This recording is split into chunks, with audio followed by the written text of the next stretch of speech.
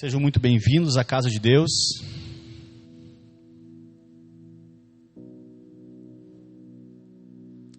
Bom, para quem não sabe, a gente aqui nessa igreja a gente trabalha geralmente com séries de pregações.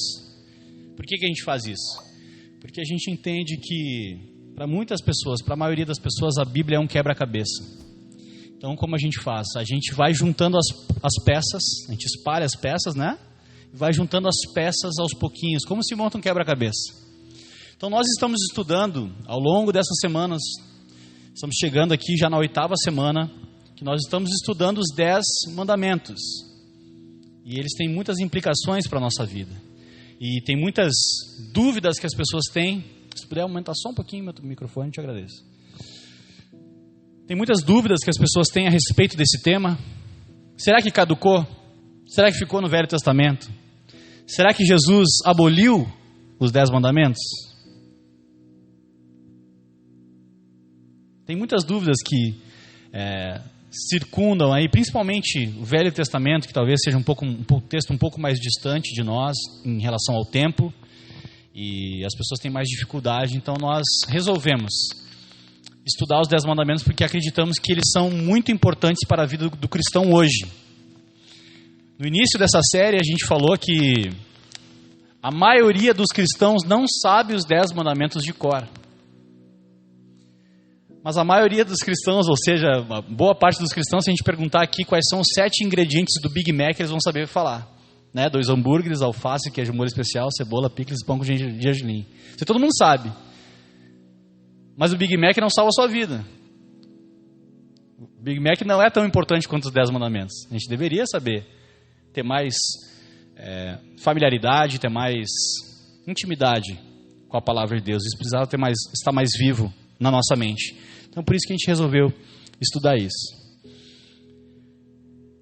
Então, eu queria que os irmãos abrissem as suas Bíblias em Salmos, capítulo 20, que é onde está o relato dos 10 mandamentos, para a gente ler juntos. Desculpa, Êxodo. É que estava aberto em Salmos aqui, perdão. Êxodo. Era pegadinha só para ver se você sabe mesmo. Estava aberto aqui em Salmos e eu li Salmos, foi mal, desculpa. Êxodo 20.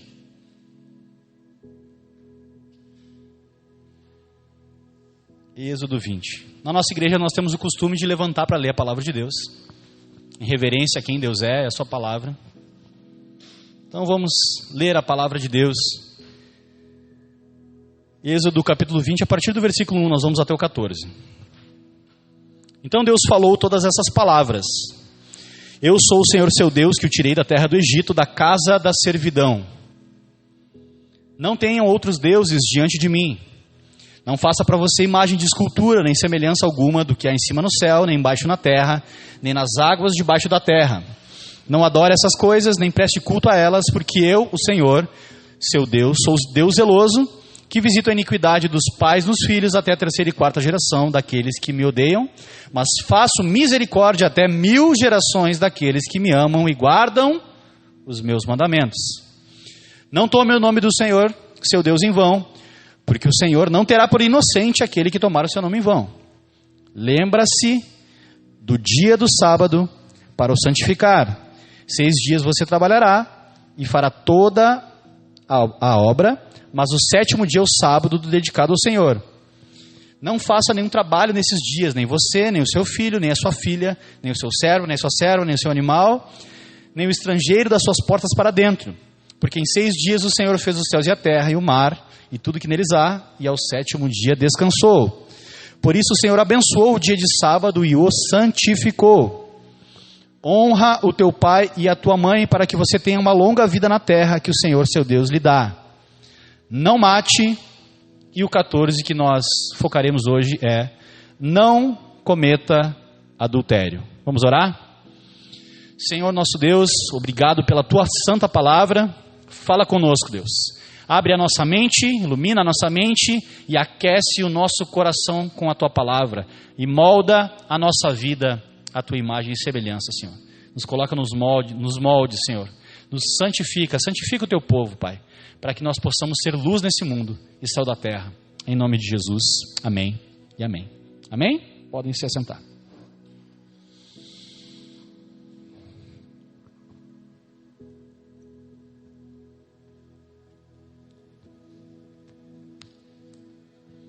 Não adulterarás. Você pode estar pensando na cadeira, esse mandamento eu nunca quebrei. Uns porque não são casados, e outros porque são casados, mas nunca adulteraram de fato, né? Ou pelo menos ninguém descobriu ainda, né?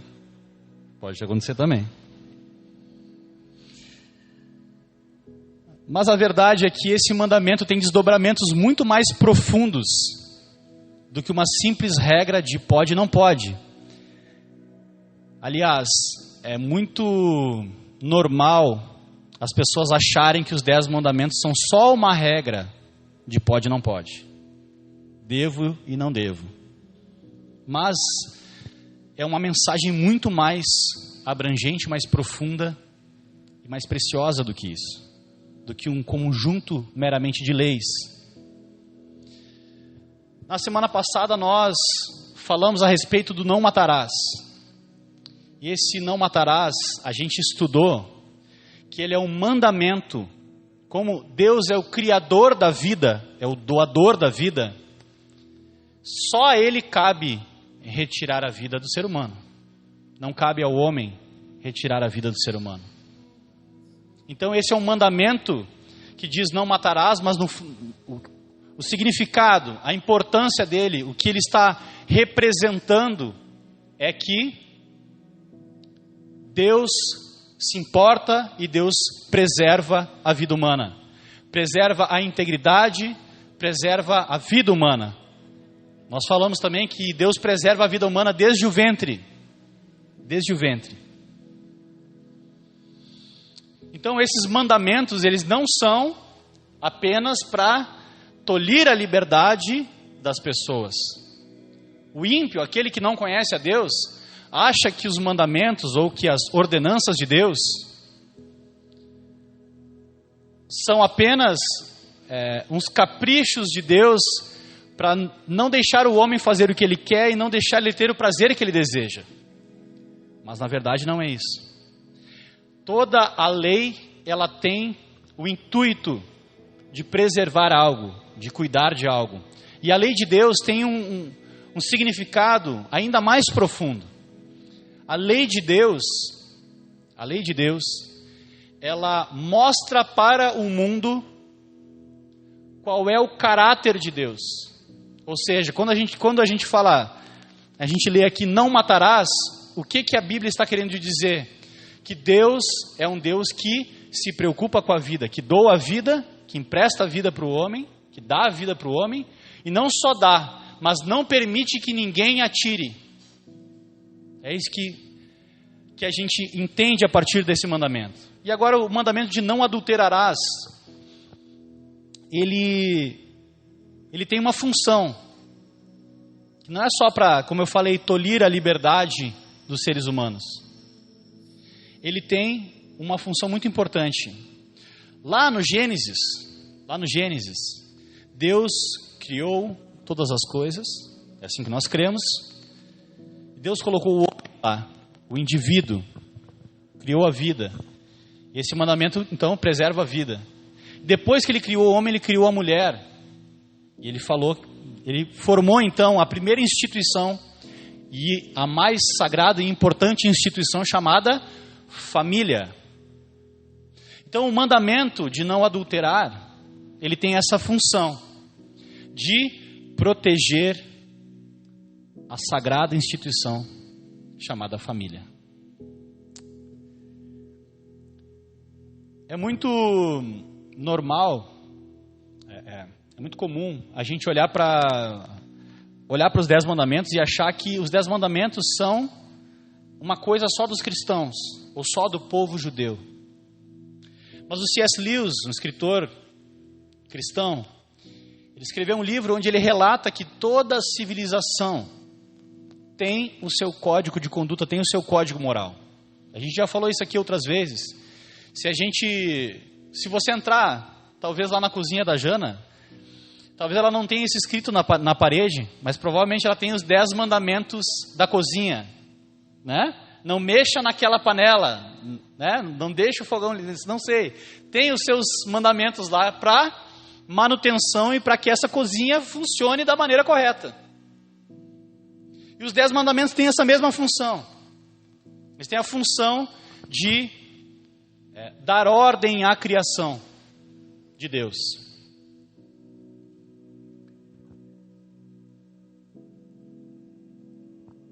Tem todas as culturas têm essa expressão. E eu queria falar a respeito do que tem por trás desse mandamento de não adulterarás. Tem uma coisa muito importante. Eu falei que a lei de Deus, ela tem o papel de revelar o caráter de Deus. E uma das coisas que todo cristão gosta de falar é: Deus é fiel. Não é? Não tem no carro? Deus é fiel, amado.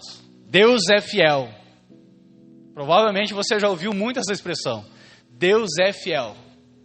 Tem nos carros tudo por aí. E de fato, isso é uma verdade. Deus é fiel. E como é que Ele mostra para nós que Ele é fiel?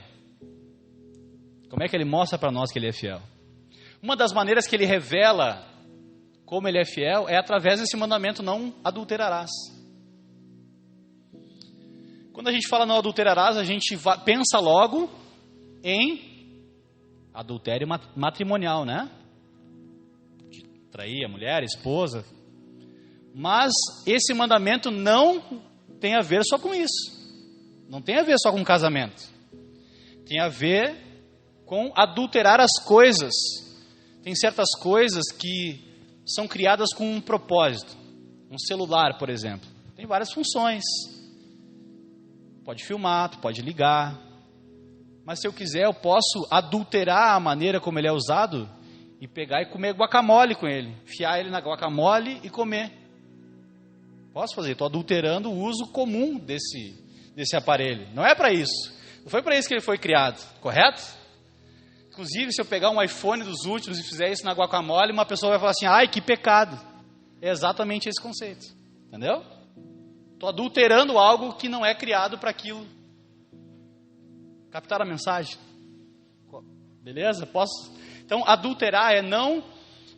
Deus criou todas as coisas com um propósito. Deus criou a família com um propósito. Deus criou as pessoas com um propósito. E Deus também criou o sexo com um propósito. Isso é fato. Então, o mandamento de não adulterar,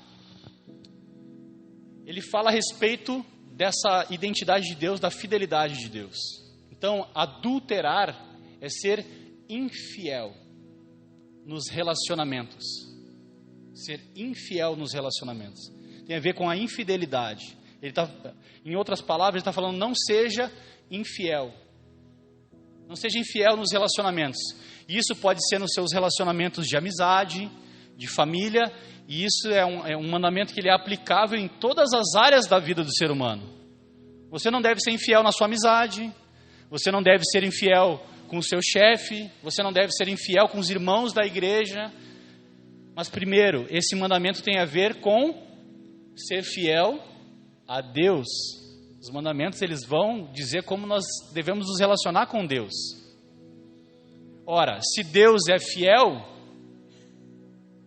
É muito bonito falar, né? Deus é fiel. Eu sou sem vergonha, mas Deus é fiel. Mas não é isso que esse mandamento quer dizer, e não é isso que Deus é fiel quer dizer. Ou seja, se Deus é fiel e nós fomos criados à imagem e semelhança de Deus, era para nós sermos também fiéis. Nós fomos criados para ser fiéis. O estado original do homem, né, antes da queda, era de fidelidade. Fomos criados à imagem e semelhança de Deus. É por isso que a gente não pode matar, porque a gente foi criado à imagem e semelhança de Deus. É por isso que a gente não pode ser infiel, porque nós fomos criados à imagem e semelhança de Deus. Então esse mandamento não tem a ver com só não trair o seu cônjuge. É muito mais profundo do que isso. Irmãos, agora eu vou falar um pouco mais sobre sexo, tá? Que é a parte mais tensa dessa parada, desse mandamento. Nós somos seres com vontade, nós temos um instinto de sexualidade. Somos criados para fazer sexo.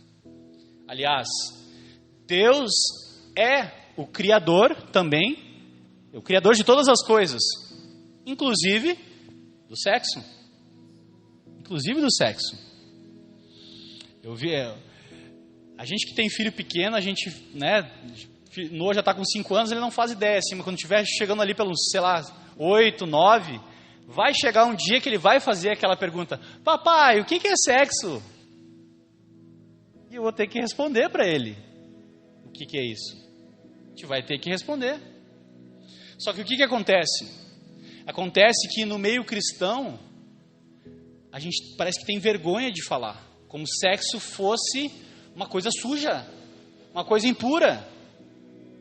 Não é o sexo que é impuro, é o ser humano que é. E quando nós somos pecadores, nós usamos isso que Deus criou também para pecar. Esse é o problema. Só que olha como as coisas são. Nós às vezes temos, né, receio de falar sobre esse assunto no meio dos irmãos. É óbvio que nós não vamos ficar falando de sexo toda hora, né, no meio dos irmãos, mas é possível, pode falar. Se nós tivermos problemas, o lugar para se aconselhar e para abrir o coração é aqui. Só que o que acontece? O irmãozinho tem problema naquela área e tem vergonha de falar para o outro irmão, aí ele vai pedir conselho nessa área para o colega de trabalho. E tu acha que o colega de trabalho vai orientar ele à luz da palavra de Deus? Óbvio que não. Então nós precisamos sim tratar desses assuntos. Nós às vezes temos vergonha de falar sobre esse assunto abertamente na igreja, mas o mundo não tem vergonha nenhuma de falar de sexo para os seus filhos, tenha ele 4, 5, 6, 7 anos. Na escolinha do seu filho eles vão falar, os amiguinhos, as piadinhas, as brincadeiras, tudo vai ter a ver com sexo. A gente vive nesse mundo, a gente sabe que é assim que o mundo funciona. Então nós precisamos sim assumir a responsabilidade, a liderança do nosso lar e tratar essas questões à luz da Bíblia.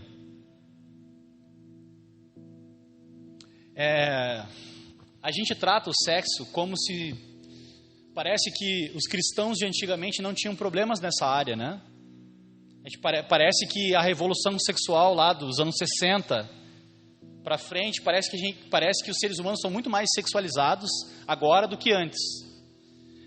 De fato, a gente tem mais acesso à informação a respeito de sexo, mas talvez não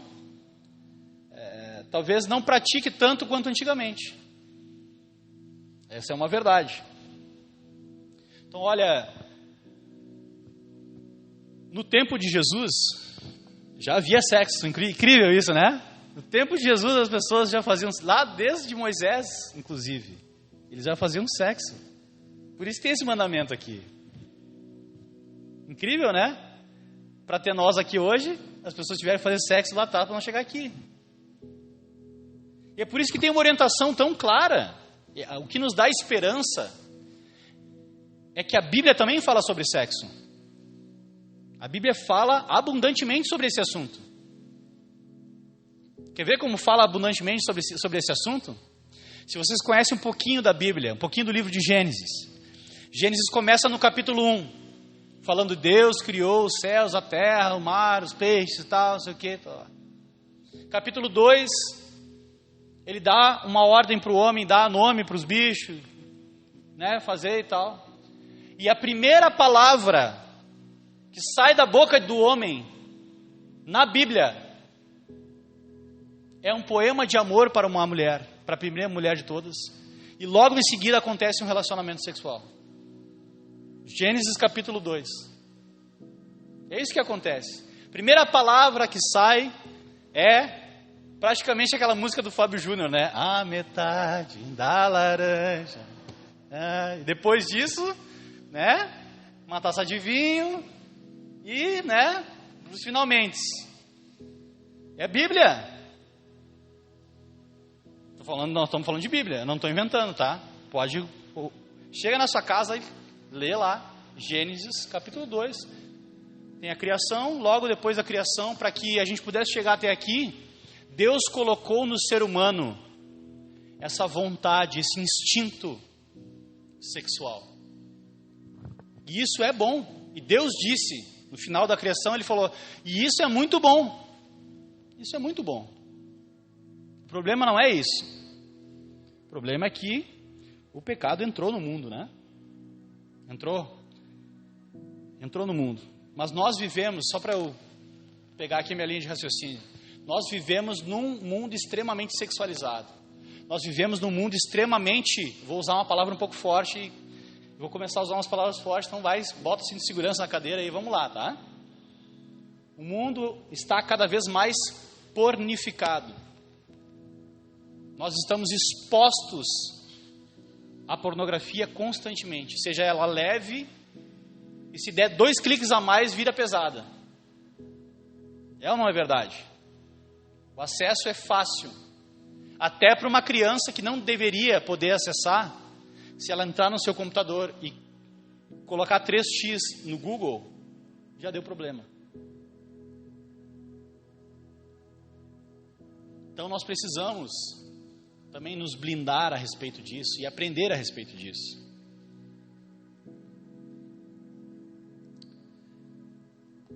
No Antigo Testamento, então, haviam 3 tipos de leis. Vou voltar para a lei agora, tá? 3 tipos de lei. As leis cerimoniais, que eram as leis em que tragam na segunda lua nova as ofertas para o templo. Esse tipo de lei. Essas leis foram cumpridas em Jesus. Essas leis, elas apontavam para um sacrifício perfeito que viria, que era Jesus. Então, quando Jesus morreu na cruz e Ele falou, está consumado, Ele cumpriu todas as leis cerimoniais do Velho Testamento. Lembra que eu falei no início, será que nós precisamos praticar os 10 mandamentos? Ou não? Vamos chegar nessa resposta. Então, esses tipos de leis cerimoniais, nós não precisamos mais cumprir. Né? Separe o grão do arroz. Não. Mate, a gente não faz mais sacrifício de animal, né? Senão a gente tentaria estar matando bode até agora. Então nós não precisamos mais cumprir as leis cerimoniais do Antigo Testamento. Essas leis eram para o povo judeu, tinham uma função naquela época. Tinham as leis civis, porque Israel era um povo, era uma nação, era um país. E quem governava aquele país era o Senhor. Então valia as leis do Senhor. As leis civis era a própria lei de Deus. Então tinha lei de relacionamento, lei de casamento, lei de propriedade. Tinha o Código Civil de Israel. Está escrito lá em Levítico. Só que isso valia para a nação de Israel. Então 2 leis. Mas existe sim a lei de Deus. Quando a gente fala a lei de Deus, quando algum pastor vai falar a lei de Deus, ele está querendo se referir à lei moral de Deus. O que é a lei moral de Deus? A lei moral de Deus é a vontade de Deus para todos os seres humanos, em todos os tempos, em todos os lugares do mundo. Quais são essas leis? É o que nós conhecemos por 10 mandamentos.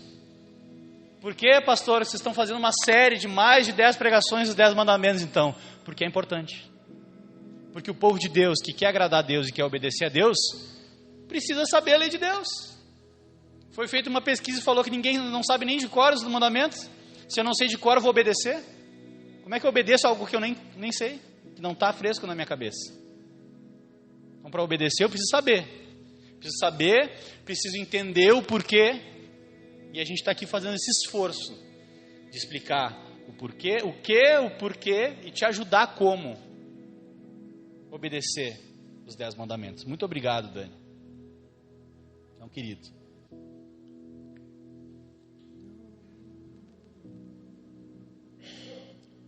Então, a lei moral de Deus, ela expressa quem Deus é. Deus é o doador da vida. Nós lemos aqui boa parte da lei já, né?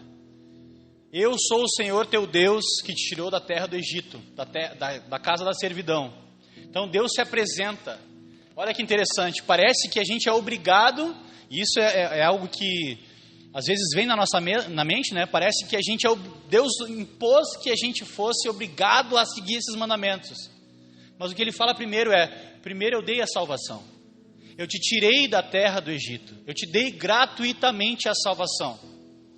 É por isso então, que Deus tem autoridade para nos dizer como nós devemos viver a vida nova que nós recebemos a partir da salvação. Correto? Quando Deus fala, não tenho outros deuses além de mim. Isso também vai regular o não adulterarás. Por quê? Porque se Deus é um Deus único e tem um único povo e Ele exige exclusividade no seu relacionamento, o casamento à luz desse Deus Criador também é um casamento monogâmico. É um casamento que envolve exclusividade. É por isso que existe esse mandamento de não adulterarás. Se fosse tão simples de entender, ou se o pecado não existisse em nós, a gente já faria isso. Mas se existe essa observação aqui, essa lei, é porque isso não é tão óbvio. Não é tão óbvio.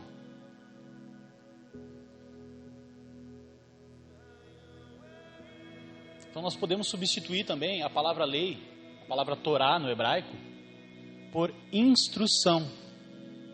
Instrução. Deus está nos dizendo como nós devemos viver. É uma instrução. Então esse mandamento, ele vai dizer que as relações entre homem e mulher são de exclusividade, são monogâmicas. A gente precisa entender bem o que é casamento, à luz da Bíblia. E eu sei que tem gente que não vai gostar do que eu vou falar, mas eu vou ter que falar porque é meu papel como pastor falar a respeito disso. É a Bíblia que diz isso. É um relacionamento monogâmico e heterossexual. Exclusivamente heterossexual. Ah, pastor, por quê? Não é só um relacionamento de amor entre duas pessoas? Não. Não. Eu explico por quê. Eu estou aqui para explicar por quê. Porque tem muito crente que não sabe por quê. Chega lá no trabalho e fala assim, tá, então lá na tua igreja pode homossexual? E a pessoa não sabe responder. Não sabe responder. Então hoje você vai sair daqui sabendo por quê. Agora, se você quiser responder corretamente ou se omitir lá no seu trabalho, na sua família, daí já não é mais comigo.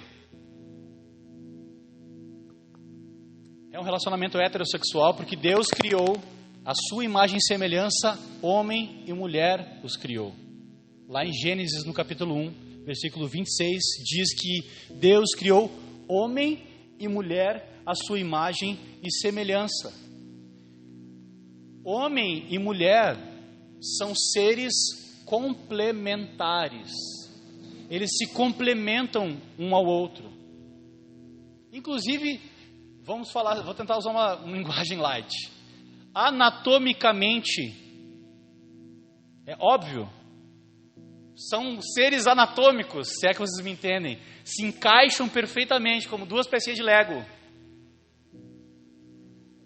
Pegou, né? Vou tentar falar light, se não der para falar light, eu vou falar rasgado. Eu tenho que cuidar, porque eu tenho reverência, entendeu? Eu estou aqui falando a palavra de Deus, não estou aqui para fazer graça e piada. Estou aqui pregando a palavra de Deus. Eu estou tentando ensinar o povo de Deus. Então, homem e mulher são seres complementares. Então, o casamento é uma relação monogâmica, ou seja, de exclusividade, entre um homem e uma mulher. Por quê, pastor? Porque Deus criou homem e mulher. Deus criou homem e mulher para se complementarem. Tem coisas que só tem na mulher, tem coisas que só tem no homem. E eles se complementam perfeitamente. Eu não escrevi no PowerPoint, mas é que para nós a palavra homem e mulher no português é muito distinto. É muito interessante isso, porque no hebraico a palavra homem e mulher elas são palavras que se encaixam e formam uma palavra. No meu hebraico não é dos melhores, né? Então é tipo ache, não sei o quê. Então elas, como se fossem, se complementassem as duas palavras. Como se Deus tivesse pensado até nisso. Eu vou falar mais pra frente sobre esse assunto. Então, heterossexual, monogâmico, exclusivo e vitalício. Por quê? Porque Deus é fiel. Deus é fiel. O casamento, então, tem uma função, tem um propósito. Qual é o propósito do casamento? Sabe por que muitas pessoas são infelizes no casamento? Porque eles não entenderam o propósito do casamento. Sabe por que muitos homens e muitas mulheres, eles não fluem bem no casamento? Porque eles não sabem para que eles estão casados. Essa é a verdade. Muitas pessoas ali fora, né, que não têm o conhecimento que nós temos da verdade, eles vão casar, eu casei porque eu amo essa pessoa e eu quero ser feliz. E a pessoa vai falar assim, eu tenho direito de ser feliz, né? Eu tenho direito de ser feliz. Então eu me apaixonei por uma pessoa, essa pessoa se apaixonou por mim e a gente se casou. Mas paixão passa. Paixão passa. Quem é casado aí há mais de 2 anos sabe que paixão passa. O amor é diferente da paixão. Amor, eu estou falando com casais aqui que já estão casados há muito tempo. Quantas vezes nós tivemos que passar por momentos onde a paixão já não estava lá presente, mas o amor e a aliança estavam. E pasmem, a aliança de Deus, os 10 mandamentos, também podem ser conhecidos como o pacto de Deus, a aliança de que Deus fez com o homem. Deus é um Deus de aliança, você já ouviu isso? Deus é um Deus de aliança. E Deus é fiel a essa aliança.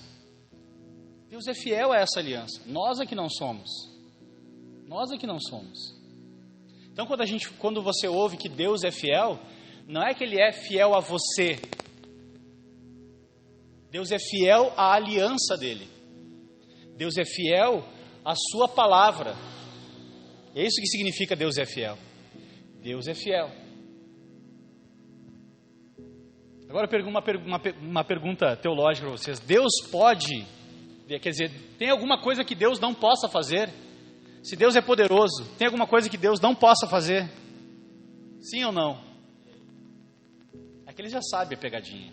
Não vale? É que todo mundo se não tivesse essa, todo mundo ia falar que Deus não pode, Deus pode fazer tudo. Mas tem uma coisa que Deus não pode fazer, e está escrito na Bíblia: Deus não pode negar a si mesmo. Deus não pode ser, então, infiel, porque faz parte da identidade de Deus ser fiel. Então é por isso que nós, o povo de Deus, a partir desse mandamento, nós somos chamados a ser fiéis. Cada dia está mais difícil um casamento durar mais de 2, 3 anos, 5 anos.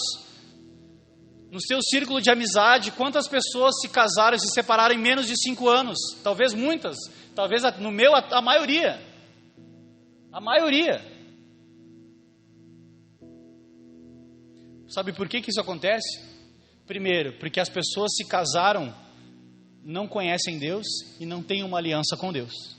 Primeiro ponto. Segundo, porque Deus não estava presente nessa aliança.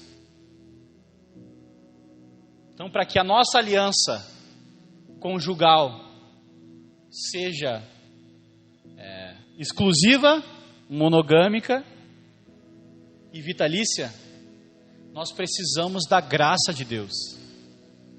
Nós precisamos da graça de Deus.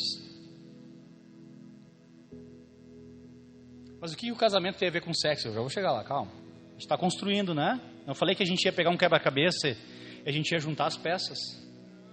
Então eu falei o que é casamento. Para a gente entender que o sexo é um presente de Deus para ser usado e usufruído dentro desse local onde Ele cuida e preserva, que é o casamento.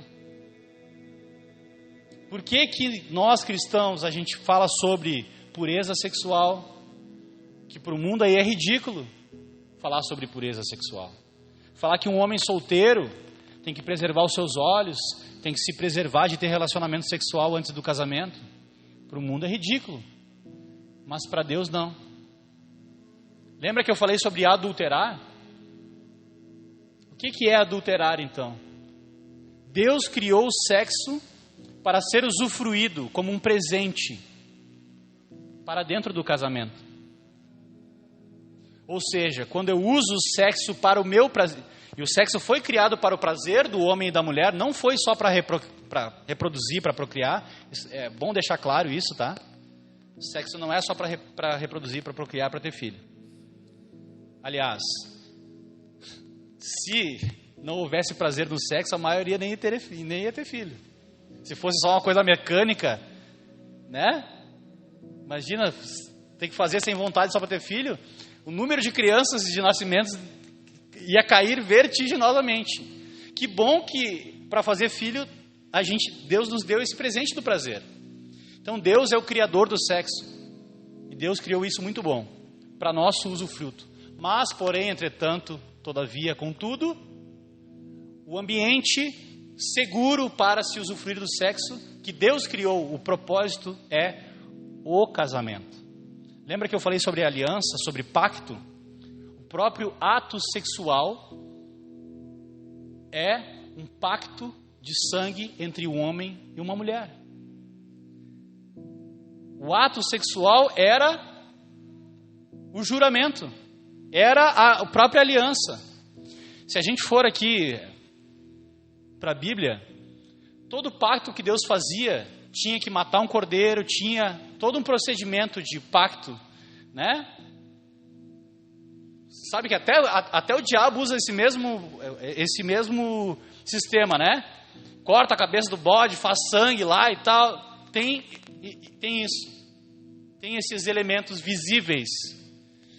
Então, o próprio sexo é uma aliança entre um homem e uma mulher.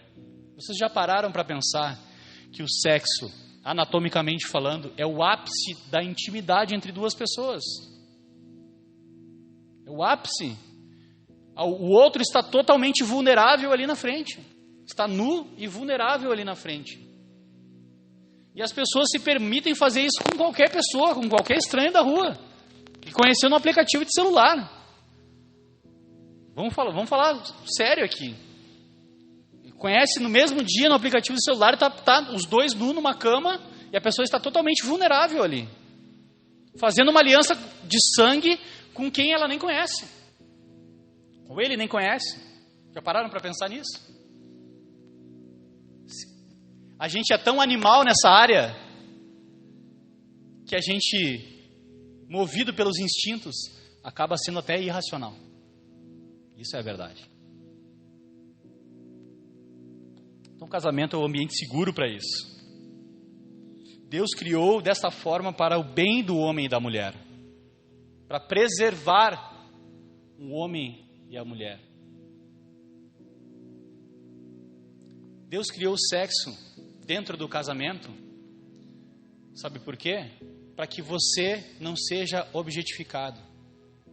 A gente usa-se muito essa palavra hoje, objetificação do corpo do outro.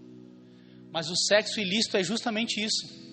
É a objetificação do corpo do outro. Os seres humanos são muito mais do que pênis e vagina. São muito mais do que um órgão sexual ambulante que está lá para me dar prazer apenas. Mas as pessoas se relacionam como se fossem assim.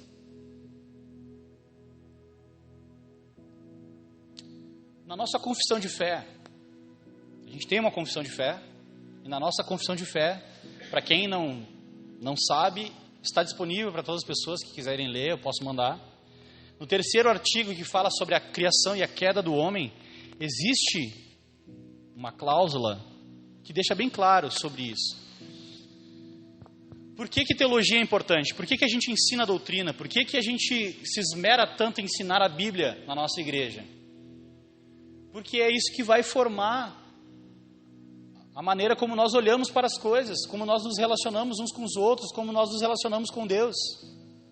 Então, uma boa teologia da criação e do pecado, e uma boa teologia do sexo, vai te preservar, vai te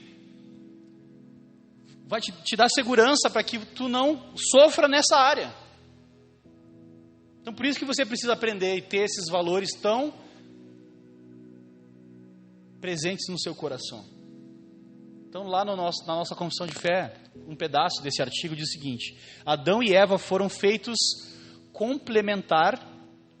para complementar um ao outro em uma união de uma só carne, que estabelece o único padrão normativo de relações sexuais para homens e mulheres. De forma que o casamento, e aqui é muito importante, lembra que eu falei qual é o propósito do casamento? O propósito do casamento, então, de forma que o casamento sirva como um tipo da união entre Cristo e a igreja. Essa é a função do casamento.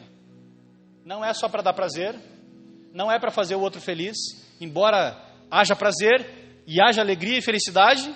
Também não sou um monstro, tá? Que casamento é só para glorificar Deus. Não é isso. Dentro do casamento existe prazer, existe amizade, existe cumplicidade, existe afeto, mas esse não é o fim do casamento. O fim do casamento é revelar o mistério, como Paulo fala, entre Cristo e a igreja. E olha como a gente eleva o nível do casamento. A forma como eu amo a minha esposa precisa revelar ao mundo como Cristo ama a igreja, em sacrifício, em amor, em serviço. Será que os nossos casamentos refletem isso?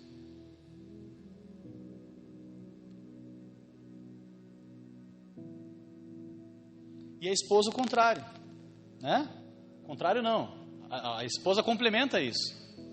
A esposa, então, se submete ao marido. Essa palavra dói, né? Nos dias de hoje, se submete ao marido, não por causa do marido.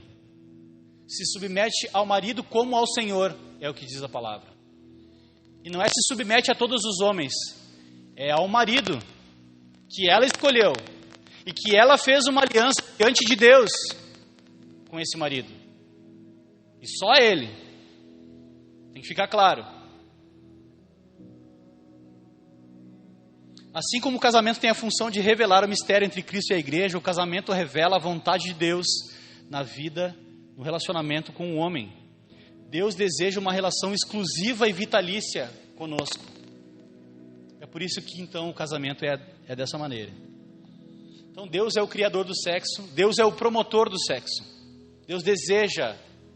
Então Deus fica decepcionado, zangado, chateado, furioso, quando as pessoas adulteram o sentido do casamento, fazem ele fora do casamento. Os jovens, eu já fui pastor de jovens, tá? Os jovens falavam assim: não, mas é proibido fazer sexo antes do casamento, né? Não, mas se eu não casar, nunca é antes do casamento. Não é antes do casamento, é fora do casamento, tá? Para não deixar a brecha aí pro inimigo agir na tua mente, tá bom, queridos? Não é antes, é fora. Os jovens são muito malandros, mas Deus é mais malandro que os jovens. Deus é o promotor do sexo. Quer ver? Olha como a Bíblia fala positivamente do sexo, então. Seja bendito o seu manancial, e alegre-se com a mulher da sua mocidade, corça amorosa, gazela graciosa. Não sei se isso é um elogio para uma mulher hoje em dia, né? O Rodrigo vai chegar hoje de noite, vai falar gazela graciosa, corça amorosa. Não vai rolar. Acho que não vai rolar. Não vai. Tu tem que atualizar a linguagem, tá? Que os seios dela saciem você em todo tempo. Embriague-se sempre com suas carícias. Ou seja, Deus está falando assim, ó, guerreiro, vai com tudo, mas vai só na tua. Na tua, mulher, não na dos outros, vai na tua. Vai à vontade.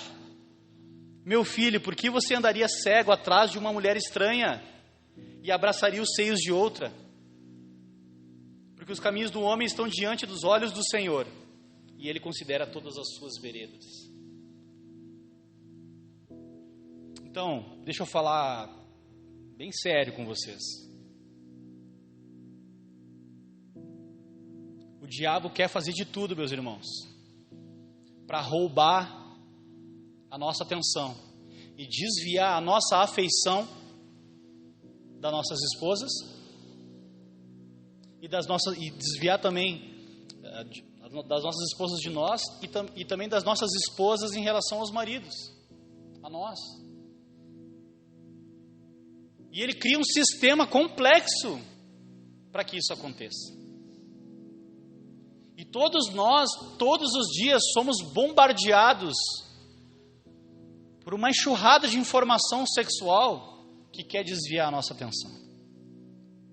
Se você ficar 2 horas no Instagram rolando lá o explorar, vai aparecer um monte de outros corpos, tanto de um sexo quanto de outro, para que você perca o desejo pela sua esposa e para que a sua esposa perca o desejo por você.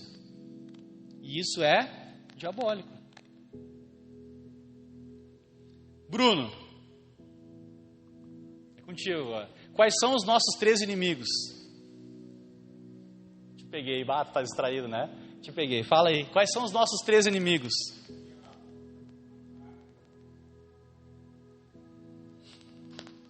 Acertou 2 já, tá bom, tirou, tá na média, vai passar de ano. E o mundo? A carne, nós mesmos somos os nossos inimigos. A nossa carne milita contra o Espírito, não é o que a palavra de Deus fala?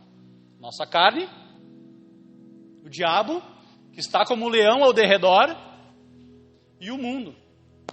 O que é o mundo? Que a gente fala, tu é mundano, mundano. É o sistema todo. É o lugar onde você está inserido.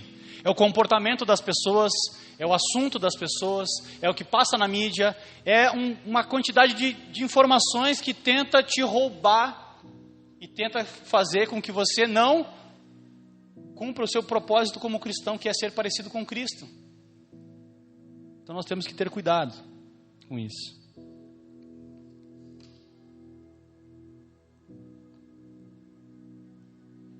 Olha que interessante. Lembra que tinha esse lance do pode, não pode, o lance do legalismo, de será que é um monte de regras que a gente pode e não pode seguir? A Igreja Católica, lá na Idade Média, ela dizia, porque tinha festas, tinha várias outras coisas que aconteciam, e tinham 183 dias impróprios para que o homem tivesse relação sexual com uma mulher. Então só metade do ano dava para fazer. Tirando o ciclo menstrual da mulher e os dias que ela está com dor de cabeça, sobrava 2 dias. Né? Então depois da reforma protestante foi feita uma teologia do sexo, novamente. Então olha que ironia, os puritanos descobriram, que o sexo com a esposa era para a glória de Deus. E aí é 365 dias. Então está liberado, né, com a esposa. Então olha só, o sexo é a liga entre um homem e uma mulher. Esse ápice de intimidade, o prazer. É por isso que ele não pode ser adulterado. Não pode ser maculado, não pode ser manchado. Deus se preocupa com isso. Então Deus é o criador do sexo, Deus é o promotor do sexo, mas Deus também é o legislador do sexo. Falei no início que o princípio do caráter de Deus é a fidelidade. Deus honra os compromissos que Ele assume. Deus é um Deus de aliança, Ele não quebra os seus pactos.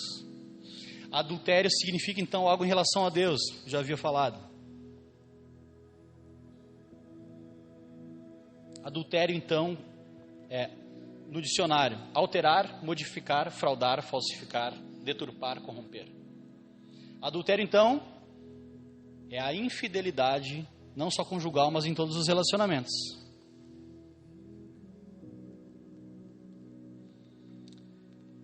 Quando a gente casa no cartório, a gente faz um contrato de casamento. Não é verdade? Não é um contrato de casamento. Não sei se esse é o termo, né? É um contrato. Não deixa de ser.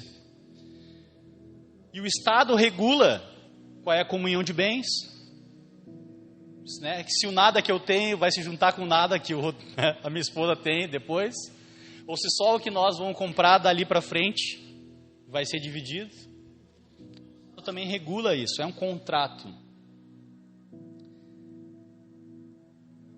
E nós não podemos, então, adulterar esse documento, esse contrato. Existe um modo certo de ser casado. Então, a palavra adultério aparece abundantemente na Escritura. Só que adultério é muito amplo, né?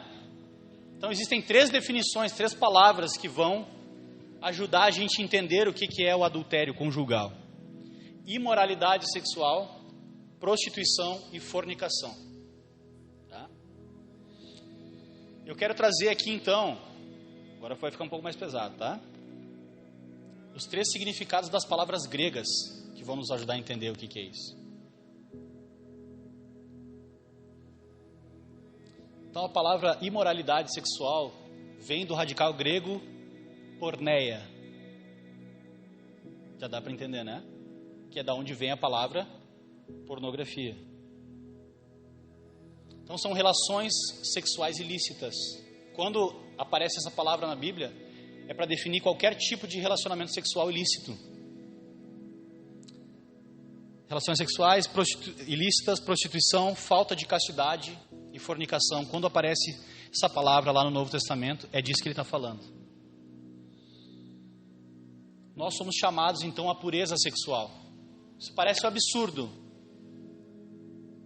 Parece um absurdo para o mundo. Mas por causa de quem é o nosso Deus, do seu caráter, da sua fidelidade, Deus nos deu essa lei, sabe por quê?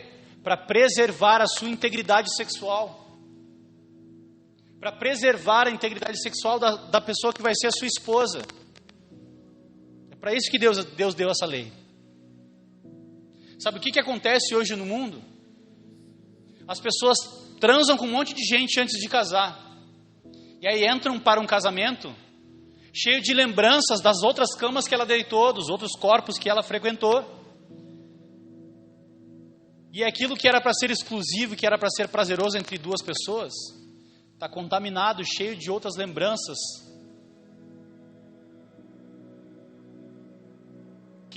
Quem passou por isso sabe do que eu estou falando. Quem tem esse tipo de pensamento de lembrança de uma vida sexual adulterada no mundo, sabe do que eu estou dizendo. Sabe como é difícil estar deitado na cama com a mulher que você ama e do nada vem um flash de um pensamento do seu passado. E você tem que lutar contra isso. Então a pureza sexual, ela não é ilógica. Ela não é uma bobagem, não é um capricho dos cristãos. Ela é necessária, ela preserva. Ela preserva. Sabia que foi feita uma pesquisa, nem está aqui no meu esboço isso. Foi feita uma pesquisa que os casais que casaram virgem têm 80% mais de probabilidade de permanecer casado. Porque ele não tem outras experiências pregressas. Não tem. Não tem lembrança, não tem... Então a probabilidade, isso é estatístico, foi feita uma pesquisa, eu não sei agora o órgão, mas eu já li sobre isso. E quando as pessoas têm relações sexuais antes do casamento, o número cai lá embaixo. Então nós vivemos numa sociedade onde o sexo é tudo, onde a verdadeira felicidade é ter sexo a hora e como você quiser. Mas para nós, o povo de Deus, a verdadeira felicidade está na vontade de Deus, não está no sexo. Quantas pessoas você conhece? Pode até ser viciado em sexo. Eu tenho um conhecido que ele me confidenciou uma vez. Ele falou: eu tive tanto sexo na minha vida que eu quase não tenho mais prazer sexual. Eu transo com 5 mulheres numa semana e não me dá mais prazer. Por quê? Porque se tornou algo banal. Foi adulterado o propósito. Foi adulterado o sentido real. Ele está adulterado.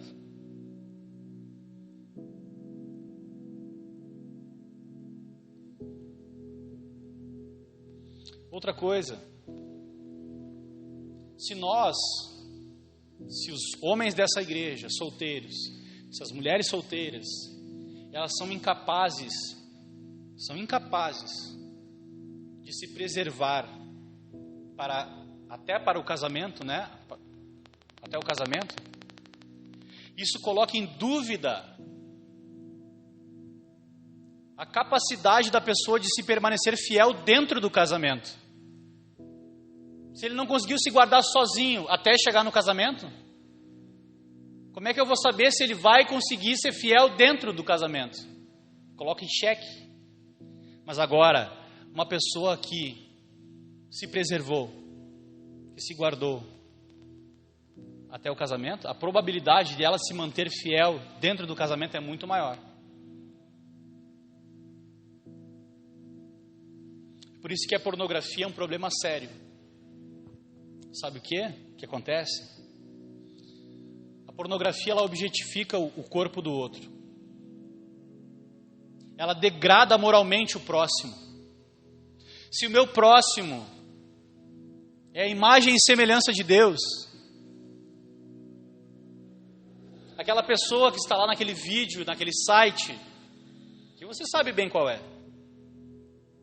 a imagem e semelhança de Deus sendo destruída, humilhada, degradada. Nós não podemos ser coniventes com isso.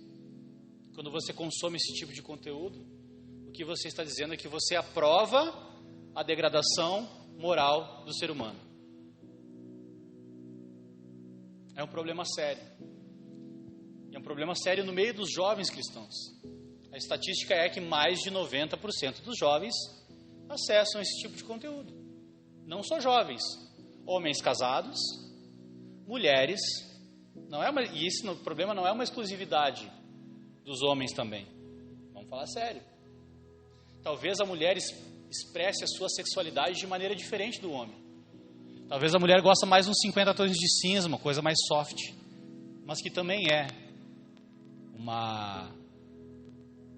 um convite à liberdade sexual e à impureza sexual. Na revolução do feminismo, da segunda onda de Simone de Beauvoir, o que aconteceu? Qual é a lógica por detrás? Se o homem pode abusar da mulher, se o homem pode ser livre sexualmente, a mulher também pode. Então, em vez de a gente proteger as pessoas, de a gente elevar o padrão moral das pessoas, eles pegaram o padrão e botam todo mundo no zero. Todo mundo pode transar com todo mundo. É isso que a revolução sexual apregoa. E é isso que muitas vezes mulheres cristãs, ao concordarem e baterem no peito e dizerem que são feministas, estão dizendo. Cuidado.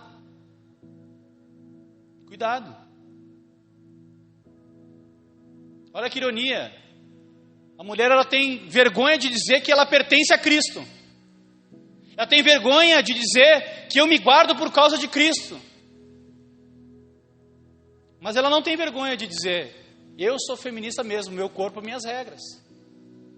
Ora, se eu pertenço ao Senhor, não é mais meu corpo, minhas regras.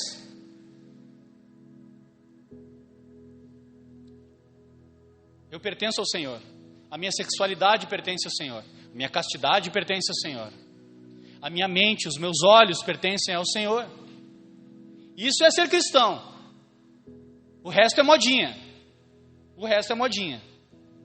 Ser cristão modinha é fácil. Vale tudo. Agora, ser cristão bíblico é só para quem realmente tem uma aliança com Deus. Quem de fato fez um pacto com Deus. Eu me entreguei sem reservas para Deus. Eu oro, isso é avivamento. Se fala de avivamento por aí, sites, movimentos e tal, mas o avivamento verdadeiro é uma consciência profunda de pecado, uma consciência profunda da graça de Deus, e uma consciência profunda também de que eu não pertenço mais a mim mesmo, mas eu pertenço de corpo, alma, na vida e na morte ao meu Senhor Jesus Cristo.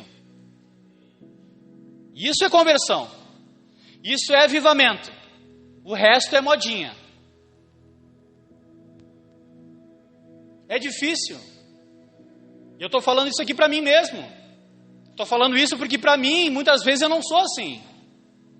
Mas eu desejo de todo o meu coração ser. E te chamo a desejar isso comigo. Não é uma utopia. É um alvo, é um objetivo de todo cristão.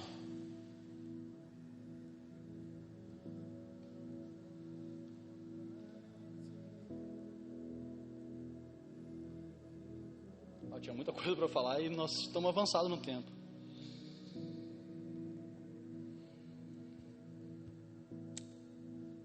Na Grécia Antiga, no tempo de Jesus, antes do tempo de Jesus inclusive, havia uma prática chamada pederastia. Você já ouviu esse termo, mas você sabe o que é? Não sabe o que é um pederasta? Um pederasta é um homem mais velho, que é um tutor de alguém, que era um grego mais velho, que ensinara alguém, e pegava um menino de uma família, e em troca dessa mentoria, ganhava favores sexuais, tinha prazeres sexuais com menores de idade, e isso era permitido, era aceitável na sociedade, até uma certa idade. Esse é o tempo de Jesus, não é... mas é que naquela época as pessoas eram mais castas, né? As pessoas usavam vestir. Não. A maldade do homem vem desde o Éden. A gente estava falando isso, né? Semana.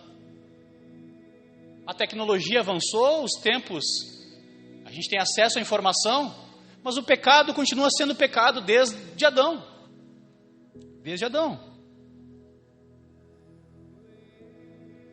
Então, quando a Bíblia condena a homossexualidade, e a Bíblia condena a homossexualidade, tá? Eu não vou ter tempo de abrir aqui o texto, e faz muito sentido no hebraico as palavras que são usadas, os termos que Paulo usou para definir isso.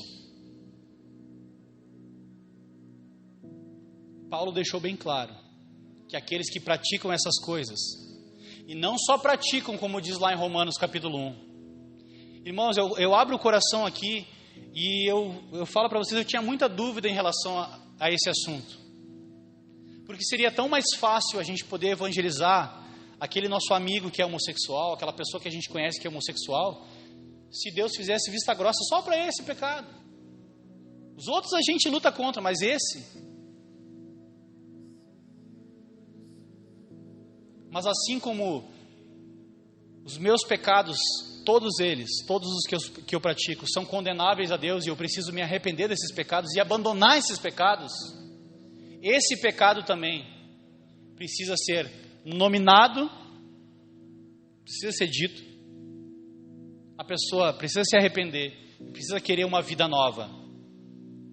Que Deus é esse que pode dar, que a gente fala que Ele dá uma nova vida e não pode restaurar a sexualidade de uma pessoa? Será que é a nossa sexualidade que nos define? Hoje as pessoas são definidas pela sua sexualidade, pela sua orientação sexual. Quando o seu amigo falar, não, eu sou gay, ele fala, tudo bem, mas você foi feito à imagem e semelhança de Deus. Você foi feito à imagem e semelhança de Deus. Deus não te criou assim. Eu vi esses dias na televisão uma pastora defendendo, uma pastora que abandonou o marido e que casou com uma outra mulher. E falou, Deus me fez assim, eu comecei a me aceitar, e daí eu resolvi o meu problema com Deus. um pouquinho, peraí. Opa. É por isso que a gente precisa entender. Por isso que a gente precisa falar desse assunto com clareza. Por isso que uma boa teologia da criação vai nos libertar dessas armadilhas que o diabo, que o mundo e que até a nossa própria carne tenta nos propor. A gente precisa de clareza nisso. Porque uma pessoa que não tem discernimento e não tem profundidade, ouve uma coisa dessa e acha que está certo daí. Essa pessoa está em rede nacional falando isso. Assim como tem muita bobagem em rede nacional sendo falada em nome de Deus, né? Não vamos nem entrar por aí. É por isso que eu estou aqui ensinando a palavra de Deus. Por isso que a gente está aqui estudando a Bíblia. É por isso que a gente está estudando sobre sexualidade.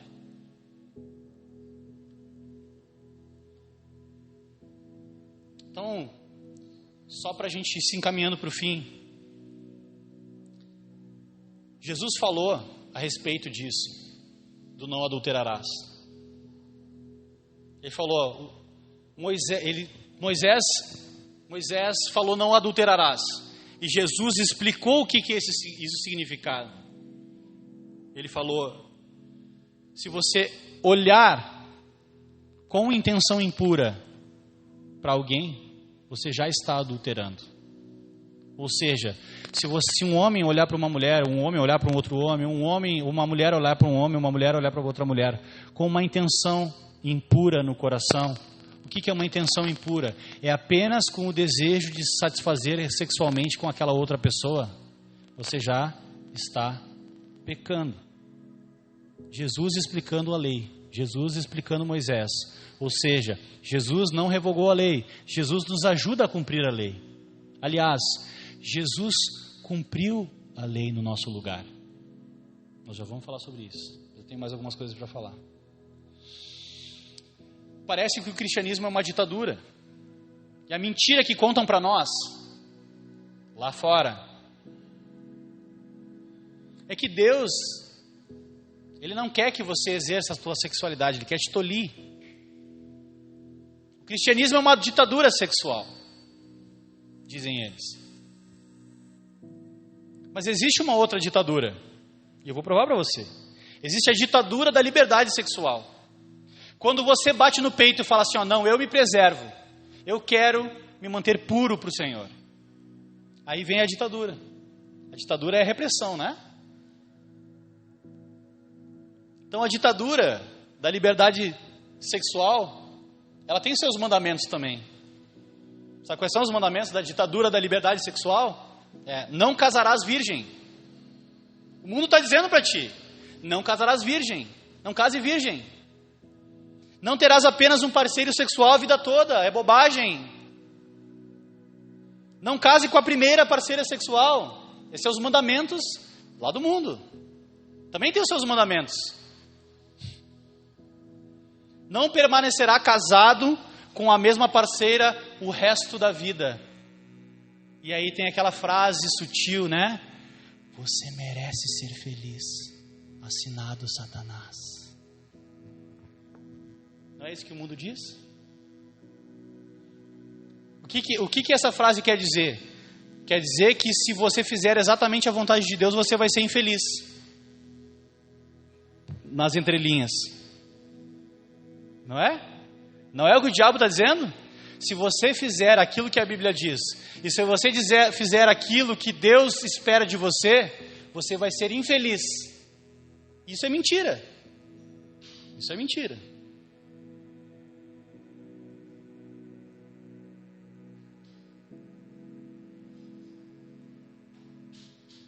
Afinal, Deus te criou para ser feliz. Você tem o direito de ser feliz. Ou a outra mentira que a gente ouve direto, né? Não é errado se te faz feliz, não é? O importante é ser feliz. Então, esses mandamentos são os 10 mandamentos de Satã, né? Assim diz Satã: o importante é ser feliz. Faça o que você bem entender. É proibido proibir.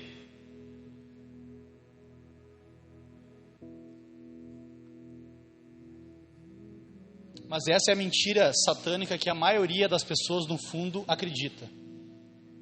e é onde nós também somos tentados. Então, não dê ouvido a Satanás.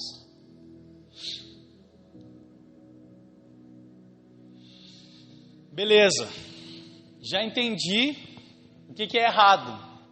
Já entendi que é errado. Agora, como fazer o certo? Como fazer o certo? Porque não adianta eu vir aqui falar mal da pornografia, ou falar mal do sexo, e não te dar uma receita para você fazer o que é certo. Não te ajudar a fazer o que é certo. Porque é muito fácil a gente falar, não, pode isso, não pode aquilo pode, isso não pode, isso não sei o quê. Mas como? E eu quero te ajudar nessa noite. Nós já entendemos que o pecado é reprovável, mas agora como vencê-lo? Como vencê-lo?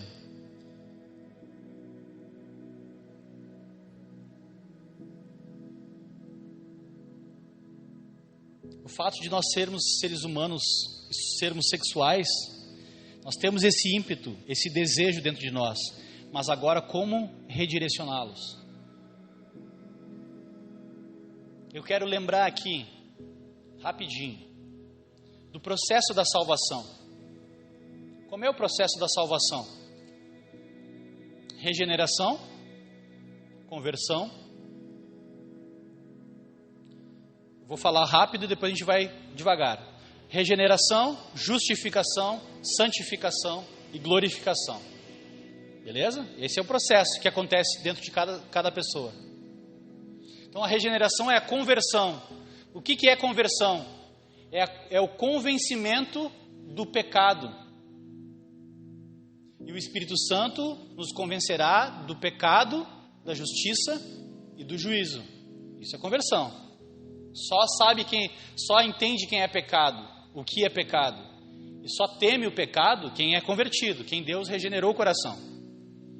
A justificação, então, ou seja, você é justificado, você recebe uma sentença imediata no momento onde você crê em Jesus. Deus te considera justo, não por causa dos seus méritos, porque você não traiu a sua esposa, porque você fez tudo certinho, porque ninguém faz tudo certinho. Nós somos salvos pelos méritos de Cristo, somos justificados. Ele cumpriu todos os mandamentos, cumpriu a lei e emprestou a sua justiça para nós.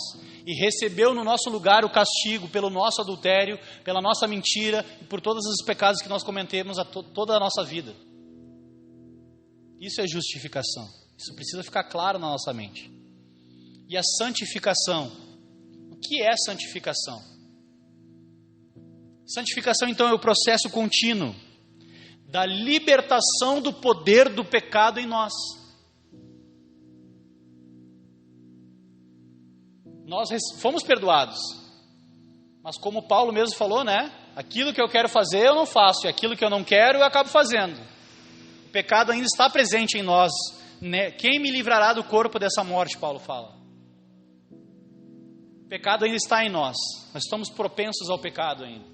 Então a santificação, o que é? É o Espírito Santo agindo em você dia após dia, semana após semana, para que você vença o pecado. Só que o que acontece? Como santidade não é uma palavra pop, como a palavra santidade está ausente dos púlpitos,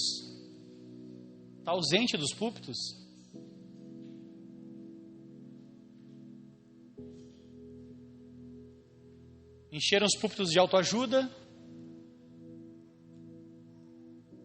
as pessoas saem das igrejas anestesiadas e continuam não sendo salvas. Ela recebe você é o ponto fraco de Deus, né? Você é o centro, tudo conspira ao seu favor porque Deus te ama. Isso aí não convence ninguém do pecado, você não liberta ninguém do pecado. Não liberta. E conhecereis a verdade, e a verdade vos libertará. Se não liberta, não é verdade. Capiche? Então a palavra é santificação. O que é santificação? Outra coisa que ensinaram errado para nós, sabe o que é? Que santificação é só negativo. É só não faz isso, não faz aquilo, não bebe aquilo, não fuma aquilo, não veste aquilo. Mas santificação não é isso. Não é. Tem a parte negativa que nós precisamos. O que é santificação? É tirar as coisas impuras de dentro de nós. Mas se ficar vazio, e a gente é bombardeado o dia inteiro de porcaria, e se a gente não botar nada no lugar, o que vai acontecer? Vai sujar de novo. Vai encher de lixo de novo. Então santificação é tirar toda a imundícia do coração, se esvaziar de toda a imundícia, mas também se encher daquilo que é puro, santo e verdadeiro. Isso é santificação. Uma pessoa que é viciada, ela não consegue se libertar do vício se ela não parar de praticar o vício e não colocar um bom hábito no lugar. Ela tem que fazer uma substituição de algo que é ruim por algo que é bom. A santificação é a mesma coisa dentro do nosso coração. E nós somos chamados a ser o povo santo de Deus. Ou seja, nós precisamos lutar contra o pecado, lutar contra a nossa carne, tirar toda a imundícia dentro de nós, nos arrepender dos nossos pecados, confessar os nossos pecados e nos encher daquilo que Deus tem para nós, de tudo que é santo, puro e verdadeiro.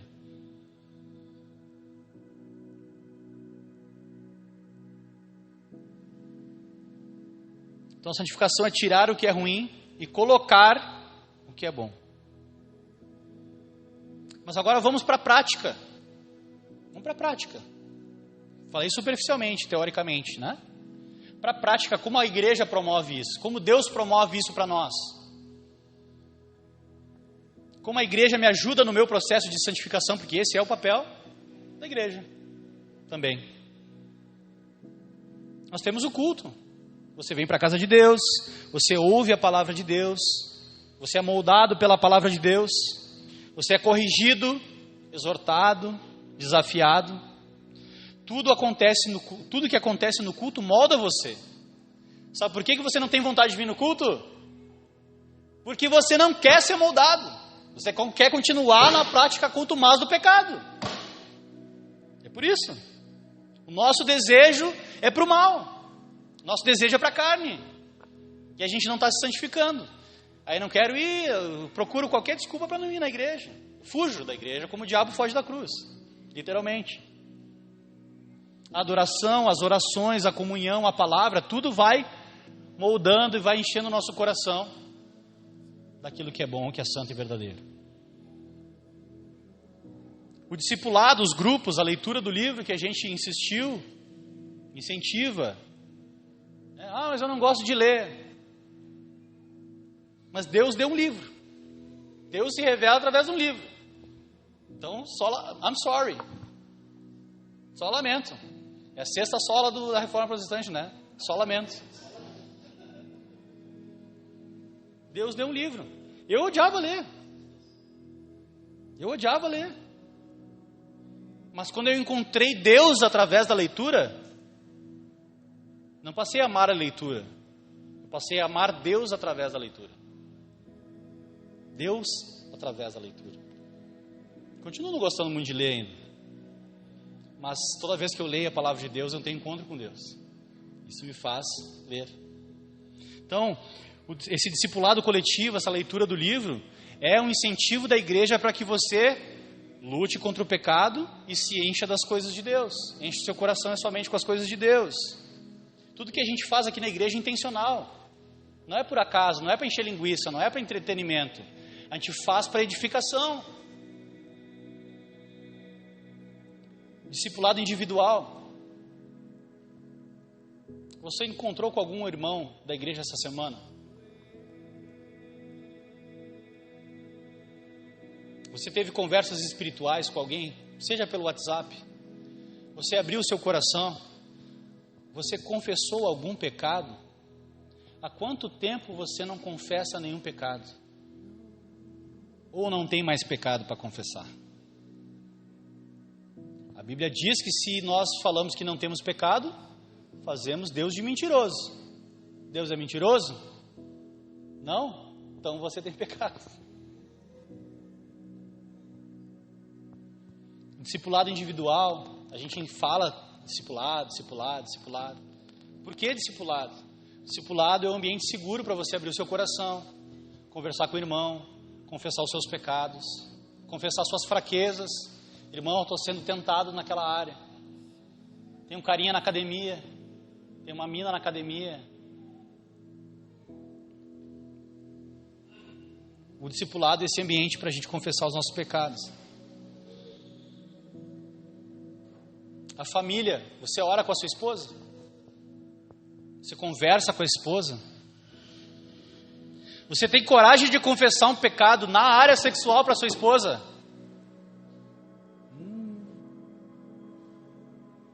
Deveria.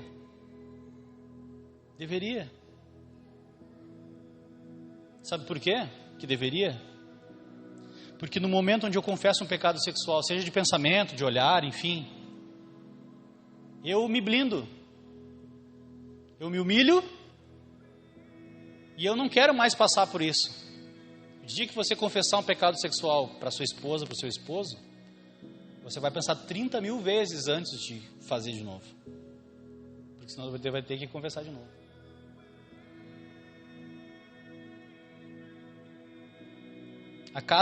A nossa casa é um ambiente onde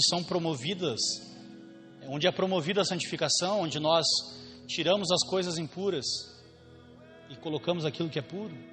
A gente filtra aquilo que a gente assiste, aquilo que a gente consome, ou está liberado. A gente precisa filtrar. É meu papel como marido filtrar algumas coisas lá em casa. É meu papel também sendo exemplo. A minha esposa gostava muito de uma série, aquela série da rainha lá, não sei o nome. Não sei, né? Não sei como é que. É uma rainha lá. Hã? Acho que é essa aí, Bridgerton. Essa aí então. Se ela falou, essa sabe o que eu tô falando. Parecia inocente, bonitinho e tal. Ela começou a ter umas cenas meio picantes. Começou a ter cena de nudez, começou a ter cena de sexo na série. Ah, mas é que os personagens são casados, pastor. Mas tu não é casado com eles, não pode estar ali no meio. Você está assistindo aquela cena, está participando. E aí vem os pensamentos, aí vem a fraqueza espiritual, aí vem o desânimo, aí. Então, se a gente não luta, a gente precisa lutar. Estou me encaminhando para o final, tá? Prometo. Então, como a gente vai vencer? Primeiro, a gente precisa lutar. A gente precisa buscar a santificação. A gente precisa filtrar essas coisas. Jesus fala que do coração do homem que vem a imoralidade sexual, o adultério, todas as coisas ruins, os pecados. Só que quando a gente olha, acende aqui, acende lá, não é? Então, a forma como a gente tem de lutar é não olhando, é guardando os nossos olhos de ver aquilo que é mal. E é difícil, a gente é bombardeado, mas a gente precisa lutar, a gente precisa fazer escolhas. Teve uma época que todo mundo falava de Game of Thrones, né? Game of Thrones. Bom, eu vi 3 episódios e era uma perversão assim. Falei, pô, eu até quero ver a série, acho o enredo legal, mas não tem como. É mais que uma criança pequena lá. Entendeu? Como é que eu vou ver uma série dessas numa sala onde tem uma criança de 4 anos? Não tem condições. Nem pra mim não tem condições. Tem problema aqui cheio de lembranças de coisa. Eu vi uma cena daquela e não consigo dormir.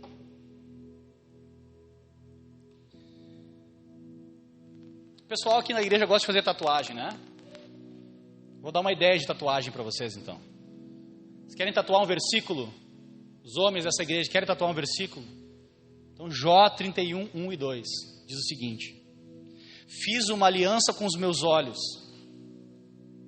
de não olhar para uma virgem. Do contrário, qual seria a minha porção da parte de Deus lá em cima? E que herança eu receberia de Todo-Poderoso? desde as alturas. Esse é um bom versículo para tatuar.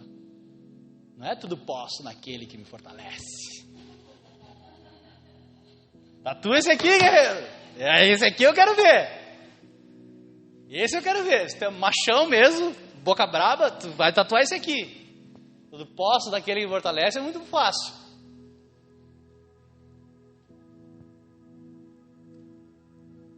Se você é jovem, velho, mais velho, tipo eu, sei lá, nós precisamos combater a pornografia. Solteiros precisam combater isso antes de casar. Porque se você não vencer a pornografia antes de casar, você já casa com o casamento arruinado pela pornografia. Casa arruinado. Já casa com 90% de chance de dar errado. É assim que você quer casar? É assim que você quer ter uma esposa? Você já casa fracassado como homem. Se Deus te chama para liderar uma casa, para ser o pastor de uma casa, você não consegue liderar nem o seu membro sexual.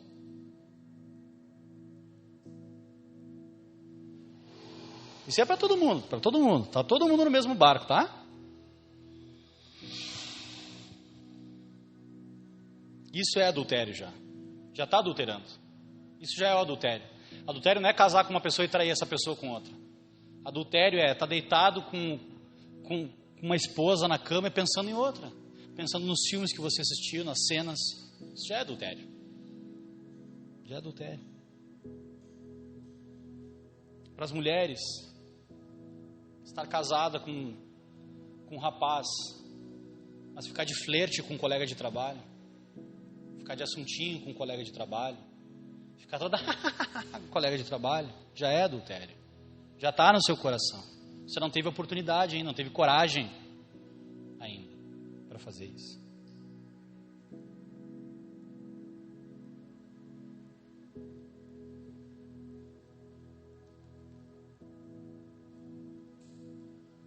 Para finalizar, então, eu quero ler uma passagem e quero dar um conselho para nós todos. Primeiro, ninguém aqui cumpriu esse mandamento. Fato, tá? Todos nós aqui hoje precisamos de arrependimento e de santificação. Amém? Amém. Todos nós pecamos em olhares, em pensamentos, em lembranças ou até de fato.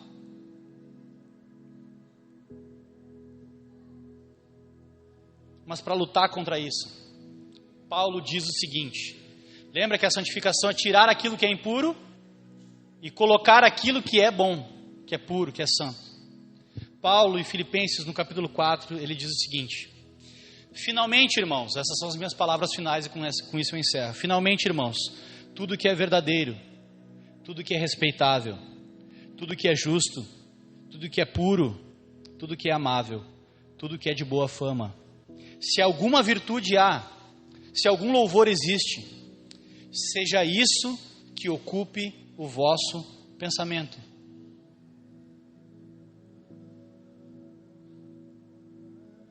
Tudo que é puro, respeitável, justo, amável, de boa fama, se existe algum louvor, seja isso que ocupe o pensamento de todos nós. Nós precisamos hoje sair daqui dispostos a nos santificarmos, dispostos a tirar todo o lixo que ocupa a nossa mente e o nosso coração. Todos nós precisamos fazer isso. E daqui para frente, além de cuidar com o que entra, nós precisamos nos saturar da palavra de Deus. Saturar de coisas boas, de coisas santas, dia após dia. Esse é o desejo de Deus para nós. A boa nova a má nova é que todos nós pecamos. E vocês falaram amém em voz alta, hein? Eu vi? Todos nós pecamos. Todos nós quebramos esse mandamento. Mas a boa nova é que Jesus cumpriu esse mandamento no nosso lugar. E cumprindo esse mandamento no nosso lugar, morrendo na cruz no nosso lugar, Ele nos deu a oportunidade de uma nova vida. Uma nova vida para agradar a Ele. Uma nova vida santa, como Ele é santo. Uma nova vida à imagem e semelhança dEle. Essa é a boa nova. Essa é a esperança. Há sim restauração nessa área. Há sim esperança e graça nessa área. E essa esperança e essa graça veio hoje na tua direção através dessa palavra.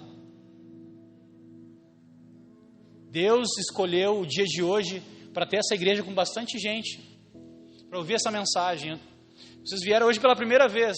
Pai, que palavra dura esse pastor aí, tá louco? Mas Deus queria que vocês estivessem aqui.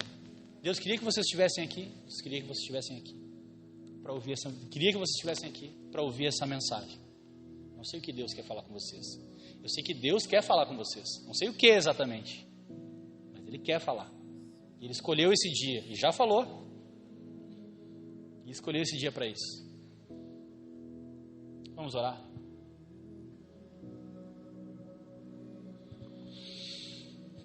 Senhor, nosso Deus, nosso Pai, nós reconhecemos a nossa miséria, reconhecemos a nossa pecaminosidade, reconhecemos a nossa impureza, a nossa imoralidade diante de Ti, Senhor. A nossa oração é como a oração de Davi no Salmo 51. Tem misericórdia de nós, não retire de nós o Teu Espírito, Senhor. Tem misericórdia dos nossos pensamentos, das nossas atitudes, das nossas palavras. Tem misericórdia de nós, Senhor. A nossa carne quer nos vencer, quer nos derrubar, quer nos fazer ir para longe de Ti, Senhor. Mas ainda existe uma chama assim do Teu Espírito Santo dentro de nós. Uma voz que diz que nós somos Teus e que Tu nos chamou, Senhor, para ser povo santo, nação comprada pelo Teu puro e precioso sangue, Senhor. Purifica a Tua igreja, Senhor. Purifica a Tua noiva pelo lavar da palavra. Purifica os nossos corações, as nossas mentes, Senhor. Nos dá força, Senhor, para lutar contra a nossa carne, nos dá força para lutar contra o diabo, nos dá força para lutar e resistir às tentações desse mundo, Pai. Essa é a nossa oração como igreja, Senhor. Nos dá força, nos ajuda, nos santifica, Senhor. Em nome de Jesus. Amém. Amém. Amém. Amém?